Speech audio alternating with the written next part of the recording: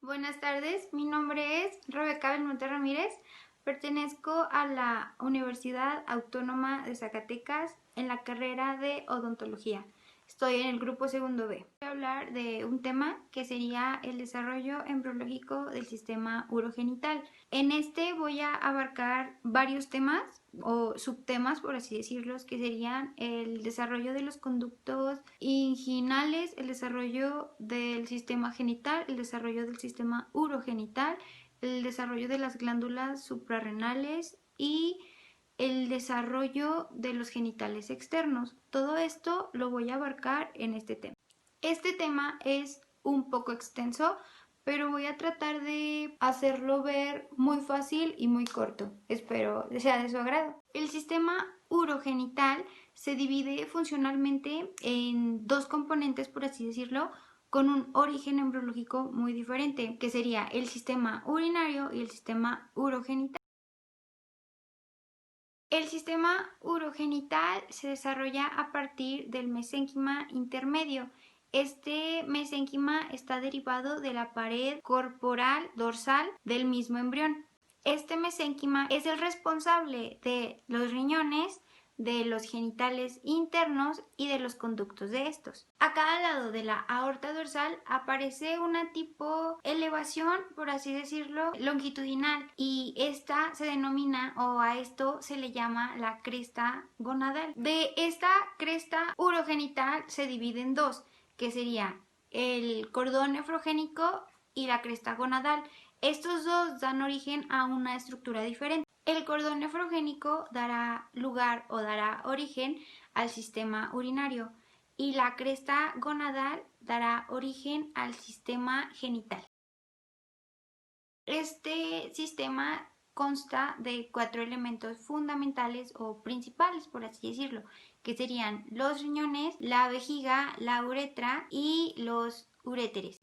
Creo que todos sabemos que los riñones son los encargados de producir y de eliminar la orina. Los uréteres transportan, por así decirlo, la orina desde los riñones hacia la vejiga. La vejiga almacena toda esa orina. Y por último, la uretra. La uretra es la que conduce la orina desde la vejiga hacia el exterior, como cuando haces pipí. En los embriones o en los fetos se desarrollan tres tipos de conjuntos de riñones. El primero es el pronefros, el segundo es el mesonefros y el tercero es el metanefros. El primero es el pronefros. Este se aparece al comienzo de la cuarta semana y a finales de esta misma semana desaparece. Este riñón no forma absolutamente nada. Los riñones se derivan del mesodermo intermedio. El segundo sería el mesonefros. El mesonefros se da o aparece a finales de la cuarta semana. Este riñón tiene dos partes, o lo vamos a dividir en dos segmentos, una parte lumbar y otra torácica. Los riñones mesonéfricos dan origen al sistema genital. Estos riñones están formados por dos estructuras, por glomérulos y por túbulos mesonéfricos. Los glomérulos desaparecen en la octava semana aproximadamente y los túbulos mesonéfricos dan origen, o de estos se generan los testículos. Este riñón desaparece a finales de la 12ª semana. Y por último sería el metanefros. El metanefros comienza a desarrollarse aproximadamente en la semana 5 y este riñón se podría decir que es el riñón definitivo. Este da origen a los riñones permanentes. Este riñón también desarrolla unidades excretoras renales. Algo que tenemos que tener muy en cuenta es que los riñones se desarrollan a partir de dos estructuras. La primera es la yema uretral. Esta yema es una tipo evaginación de los conductos mesonéfricos. Está muy cerca de la cloaca. Y dos, del blastema metanefrogénico. Este blastema metanefrogénico deriva por así decirlo, de la parte del cordón, el cordón nefrogénico. La yema ureteral tiene un tallo y de ese tallo se deriva o de ese tallo se forma el uretra. Rápidamente, para aclarar todo o que se vea más sencillo cómo es todo esto, aquí tengo un dibujo. Este dibujo aquí es el pronefros, esto ya está degenerado. Luego bajas todo. ¿Se acuerdan? Había dicho que el mesonefros se dividía en dos. Se dividía en una parte lumbar y en otra torácica. Aquí podemos ver que este mesonefros tiene un cordón y tiene un conducto. Y acá se forma la cloaca de una colita que nos sale. Se forma la cloaca, la cola desaparece. Y esta es una evaginación del mismo mesonefros y da lugar a la yema uretral. Aquí no sé.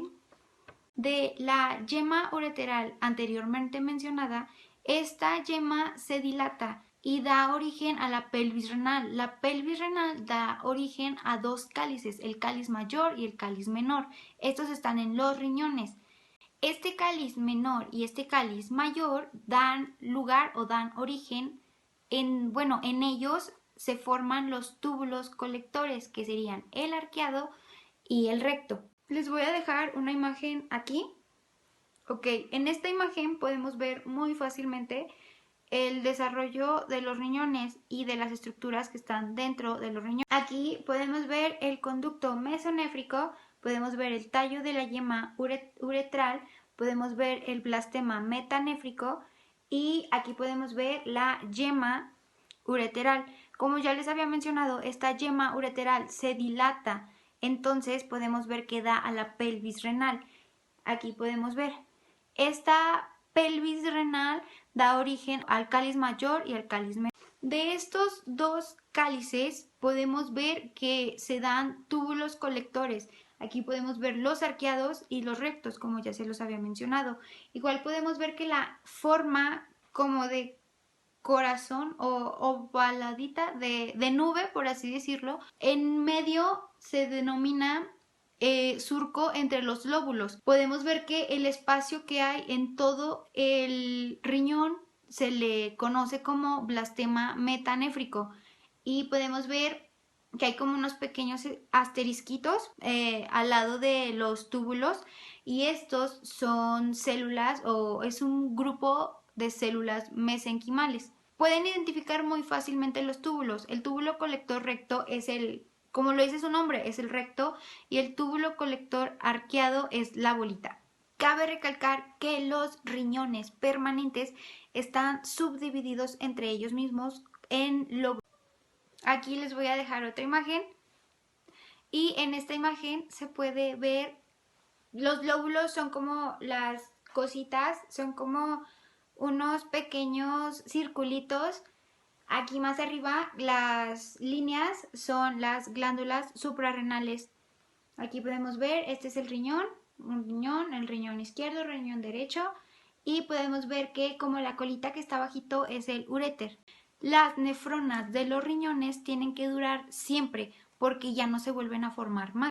Los riñones primitivos se sitúan muy próximos entre ellos mismos en la pelvis, por delante del hasta que por fin estos crecen y se alejan un poquito uno del otro y se sitúan en su posición final, que sería al lado de la columna vertebral. Los riñones reciben la vascularización del extremo distal de la aorta abdominal. El seno urogenital se divide en tres partes. El primero es en una parte vesical y esta forma a la vejiga. La segunda es una parte pélvica y esta parte pélvica forma a la uretra. La tercera es una parte fálica y esta parte fálica va a dar origen o es el primordio ya sea del clítoris o del pene. El epitelio de la uretra es originado gracias al seno urogenital y lo que es el tejido conjuntivo y el músculo liso en la uretra femenina y de la uretra masculina es originada gracias al mesénquima explácnico. Las glándulas suprarrenales. Estas glándulas se dividen en corteza y médula. La corteza y la médula tienen diferente origen. La corteza de las glándulas suprarrenales se da gracias al mesodermo. La médula de las glándulas suprarrenales se da gracias a las células de la cresta neural. A partir de aproximadamente de la sexta semana. El sexo de un embrión queda determinado gracias al espermatozoide, ya sea espermatozoide X o espermatozoide Y. Algo que hay que tener muy en cuenta es que estas no empiezan a desarrollarse a partir de la séptima semana. Las gónadas son los órganos que producen ya sea el espermatozoide o el ovocito. Estas gónadas están en los testículos o en el ovario. Las gónadas tienen tres orígenes, ya sea por el mesotelio, por las células germinales primordiales y por el mesénquima subyacente. La gónada o el espermatozoide X o Y se da a partir de la séptima semana. Aquí les voy a poner una tabla más o menos para que entiendan lo que les voy a decir. Primero hay una gónada indiferenciada. De esta gónada indiferenciada se diferencia, por así decirlo, esta gónada. Si es XX da un ovario y si es XY automáticamente da al testículo. Cabe aclarar y recalcar que el espermatozoide es el encargado. El espermatozoide es el único que va a dar X o va a dar Y. Para los ovarios se va a formar el conducto de Muller y el estrógeno ovárico. Para los testículos se va a formar el testículo o testosterona, se van a formar las células de Sertoli y se van a formar los conductos de Wolff. Hay que tener bien en claro que para el hombre o la mujer son diferentes sus conductos. Siempre que les hablen del conducto mesonéfrico es siempre el del hombre y siempre que les hablen del conducto paramesonéfrico es el de la mujer.